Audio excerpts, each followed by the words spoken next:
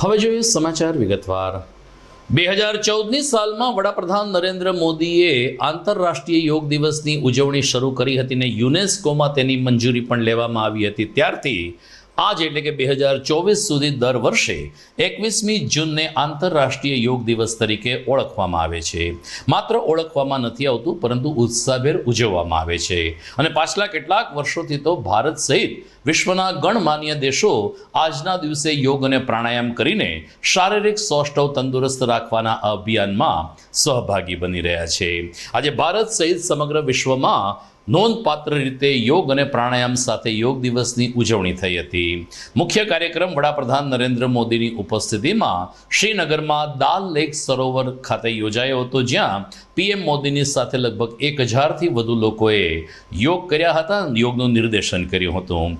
રાજ્ય કક્ષાનો મુખ્ય કાર્યક્રમ પાકિસ્તાન સરહદ બોર્ડર ઉપર આવેલ નડાબીટ બોર્ડર ખાતે યોજાયો હતો, જ્યાં મુખ્યમંત્રી શ્રી ભૂપેન્દ્ર પટેલે સાથી મંત્રીઓ અને ખાસ કરીને લોકોની સાથે યોગ અને પ્રાણાયામ કરીને આજના દિવસની મહત્તા સમજાવી હતી।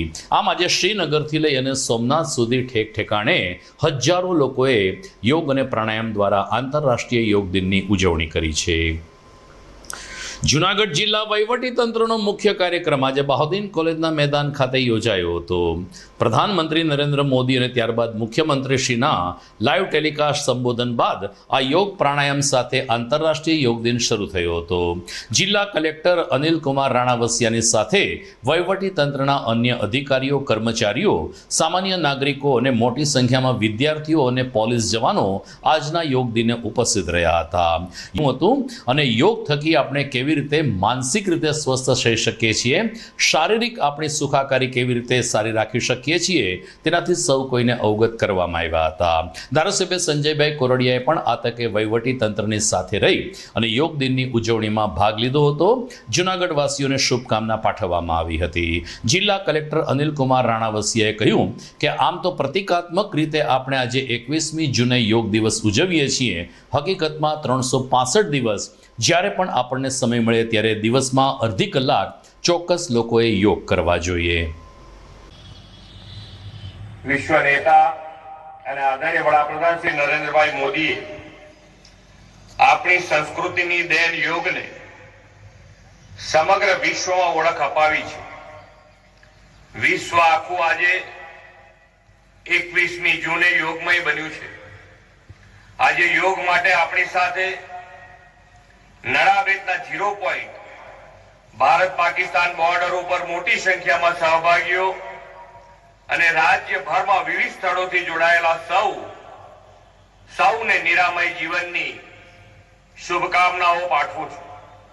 વડાપ્રધાનશ્રીએ તમામ દેશ, ધર્મ, જાત લોકોને યોગાભ્યાસ માટે પ્રોત્સાહિત કર્યા છે અને યોગ પ્રાણાયામ સાથેની તંદુરસ્ત જીવનશૈલી સ્વીકારવાનું આહવાન કર્યું છે। આજે યોગ સમગ્ર વિશ્વમાં આરોગ્ય સુખાકારીના એક સબળ માધ્યમ તરીકે સ્વીકૃત પામ્યો છે। 10મા આંતરરાષ્ટ્રીય યોગ દિવસની ઉજવણીના ભાગરૂપે આજે જૂનાગઢ ખાતે બહાઉદ્દીન કોલેજમાં માન્ય ધારાસભ્યશ્રીની હાજરીમાં અને શહેરીજનોની મોટી સંખ્યાની હાજરીમાં આજનો આ કાર્યક્રમ યોજવામાં આવ્યો હતો। આજના કાર્યક્રમ સાથે સાથે અમે જે નડાબેટ ખાતે રાજ્ય સરકારનો જે પ્રોગ્રામ છે એની સાથે પણ અમે જોડાયા હતા અને માન્ય મુખ્યમંત્રીશ્રીનું એમાં માર્ગદર્શન પણ મેળવ્યું હતું।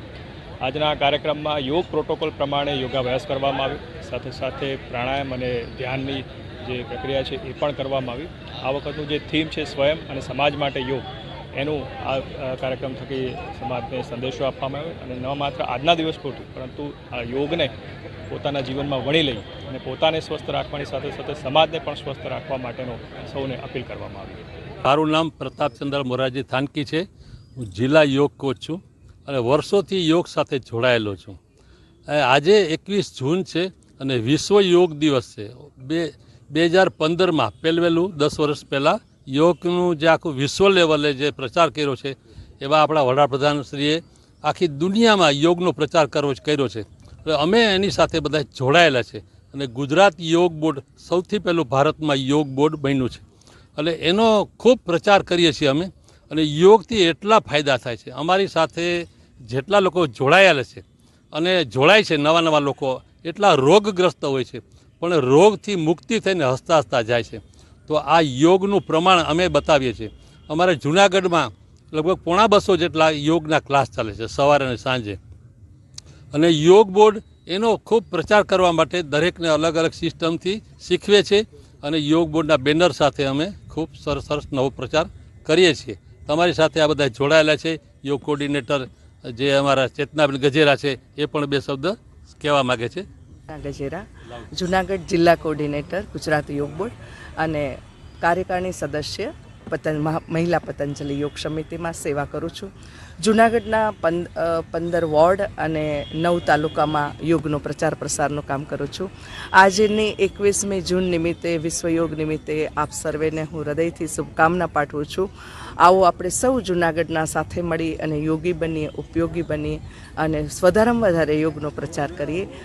આદરણીય શ્રી વડાપ્રધાન શ્રીનું સ્વપ્ન સાકાર કરીએ, સ્વામી રામદેવજીનું સ્વપ્ન સાકાર.